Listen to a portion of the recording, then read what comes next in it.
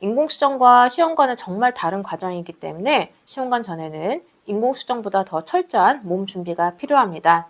인공수정은 굉장히 자연임신에 가까운 시술입니다. 배란되는 시기에 자궁 안에 직접 정자를 채취해서 넣어주는 건데요. 그러니까 이게 부부관계를 가지지 않으면서 자연임신을 시도하는 것과 비슷해요. 근데 원래 임신이라는 게 배란이 일어나는 아주 적절한 시기에 정자가 자궁으로 들어가야지 성공할 수 있는데, 인공수정은 그 호르몬으로 적절한 시기를 만들어서 정자를 그 타이밍에 맞게 또 손실 없이 자궁 안으로 들어갈 수 있도록 넣어주는 역할을 합니다. 그런데 만약 비임신인 경우에 도대체 이게 왜 임신이 안 된 것인지를 알기가 어렵습니다. 정자와 난자가 수정이 안 된 것인지, 또 수정은 됐지만 초기에 분열 상태가 좋지 않았는지, 분열도 아주 잘 되고 착상도 시도가 됐지만 결국 착상만 안 된 것인지, 이게 왜 비임신인지 원인을 찾기가 매우 어려운 거죠. 그렇지만 반면에 시험관은 난자를 여러 개 키워서 채취도 다 했지, 체외에서 수정도 다 시켰지, 초기 분열도 다 관찰을 해서 등급도 확인을 해서 좋은 상태의 배아만 골라서 아주 적절한 시기에 이식을 하는 과정을 거치는 시술입니다. 시험관은 과정을 진행을 하면 이제 지금까지 임신이 잘 안 되었던 이유가 난자질이 안 좋아서 분열이 안 됐더라 인지, 정자가 하나도 못 뚫고 들어가더라, 수정이 하나도 안 되더라 였는지, 그럼 배아의 퀄리티가 좋지가 않은지, 아주 좋은 배아를 이제 다 이식했는데도 착상이 안 되면은 뭔가 내막에 문제가 있거나 착상에 문제가 있나 보다 등 비임신의 이유를 좀 더 자세히 특정할 수 있다는 장점이 있습니다.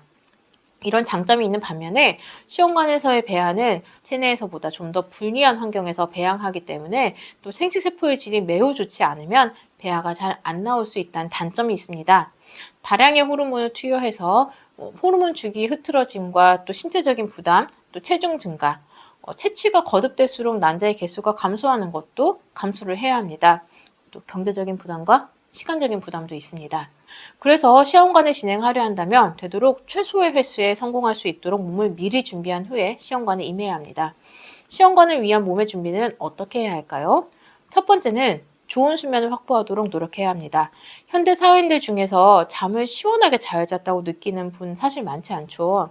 스트레스와 업무로 인해서 모두가 과도한 각성 상태로 살아가는 시대이기 때문에 귀가하더라도 제 시간에 스위치를 딱 내리고 편안하게 딱 잠들기 어려운 경우를 많이 봅니다. 실제로 수면 개선을 위한 약 복용을 하고 있는 분도 상당히 좀 늘고 있고요. 그렇지만 이렇게 어려운 수면이라 하더라도 개선돼도 될 수 있도록 노력하는 일은 필요합니다. 수면 시에 나오는 호르몬들이 난자의 질을 개선시키는 효과가 있기 때문입니다. 두 번째는 항산화 물질을 섭취하는 데 신경 써야 합니다. 생식세포 정자와 난자는 반쪽짜리 세포이기 때문에 산화 스트레스에 많이 취약합니다. 그래서 항산화 물질을 적절히 섭취해야 난자와 정자의 산화를 예방하는 것이 좋습니다. 항산화 물질에는 여러 종류가 있지만 영양제 형태로 된 것 중에는 코엔자임 Q10이 난자질 향상에 대한 검증이 되어 있기 때문에 복용을 하시면 좋겠습니다. 이 외에는 신선한 과일과 채소와 그리고 진한 색소, 즉 안토시아닌, 카로틴, 카테킨 같은 짙은 보라, 노랑, 빨강 등의 선명한 색을 가지고 있는 채소로 선택해서 섭취를 해주시면 좋습니다. 세 번째는 자궁 주위 혈류의 개선을 위해서 적절한 운동을 해야 합니다. 체중을 지나치게 빠르게 빼거나 과격한 근력 운동보다는 허벅지 근육을 사용하는 유산소 운동이 좋습니다. 허벅지를 접고 펴는 동작이 골반과 서해부 혈류를 개선시킬 수 있습니다. 그래서 계단을 오르거나 등산을 하는 운동에 도움이 될 수 있고, 또 가벼운 조깅이나 빠르게 걷기도 좋습니다. 네 번째는 적절한 영양의 섭취가 필요합니다. 지나친 고단백식이나 지나친 당질 제한 시기는 난소 건강에 좋지 않습니다. 대부분 현대인에게 영양이 부족한 일은 많지가 않기 때문에 지나친 고영양 시기를 섭취하지 않으셔도 좋습니다. 오히려 신선한 채소 과일을 씹어 섭취하는 것이 더 좋고, 되도록 식사를 규칙적으로 해서 지나친 만복이나 지나친 공복이 왔다 갔다 하는 거를 좀 피해 주시는 것이 좋습니다.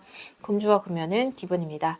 특별하고 실천하기 어려운 어떤 행위를 하는 것보다 오히려 가장 기본적인 건강을 확보할 수 있는 중요한 활동들을 회복하는 것이 훨씬 중요합니다. 한 달 정도의 시간이라면 난소의 기능을 좀 더 올릴 수 있는 한방치료를 병행하시면 더 유리하겠습니다. 침치료는 자궁과 골반관 순환을 개선해서 난자의 질을 획기적으로 개선하도록 돕고, 한약치료는 어떤 항산화 물질보다도 더 난소 기능의 개선을 돕습니다. 적절한 준비로 시험관 잘 준비하셔서 곧 좋은 소식 들을 수 있길 바랍니다.